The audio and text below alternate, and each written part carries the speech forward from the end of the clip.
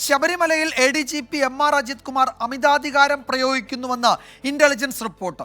ദേവസ്വം ബോർഡിന്റെ അധികാരത്തിൽ കടന്നുകയറിയെന്ന് പ്രത്യേക താൽപര്യത്തിൽ ഉദ്യോഗസ്ഥരെയും പോലീസുകാരെയും നിയോഗിച്ചു എന്നുമാണ് റിപ്പോർട്ടിൽ പരാമർശമുള്ളത്.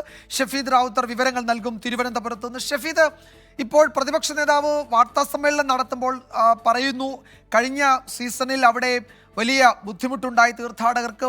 ഇപ്പോൾ പന്തളത്ത് നിന്ന് പലർക്കും മടങ്ങിപ്പോകേണ്ടി വന്നു. പമ്പയിൽ വലിയ പ്രശ്നങ്ങൾ നേരിട്ടു. അങ്ങനെ പ്രതിപക്ഷ നേതാവ് ആരോപിക്കുകയായിരുന്നു ഇത്തരം ഒരു റിപ്പോർട്ടിലെ പരാമർശം ചൂണ്ടിക്കാട്ടി. എന്താണ് ഇന്റലിജൻസ് സർക്കാരിന് നൽകിയ റിപ്പോർട്ടിൽ പറയുന്നത്? ദേവസ്വം ബോർഡിന് അതൃപ്തി ഉണ്ടായിരുന്നോ ADGPയുടെ അന്നത്തെ നീക്കങ്ങളിൽ?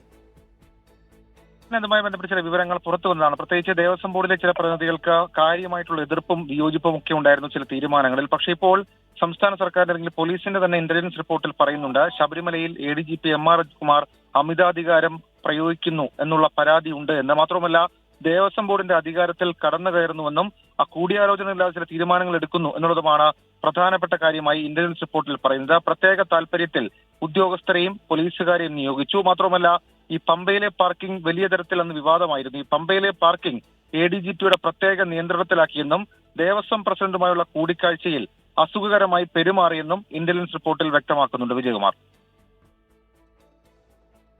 യെസ്, ദേവസ്വം ബോർഡിന്റെ അധികാരത്തിൽ കടന്നു കയറി എന്നാണ് ADGPക്കെതിരെ ഇന്റലിജൻസ് റിപ്പോർട്ടിൽ പരാമർശം. പ്രത്യേക താൽപര്യത്തിൽ ഉദ്യോഗസ്ഥരെയും പോലീസുകാരെയും നിയോഗിച്ചു എന്നത് അടക്കമുള്ള ഗുരുതരമായ പരാമർശങ്ങളും റിപ്പോർട്ടിലുണ്ട്. ഷഫീദ് റാവുത്തറാണ് വിശദാംശങ്ങൾ നൽകിയത് തിരുവനന്തപുരത്ത് നിന്ന്.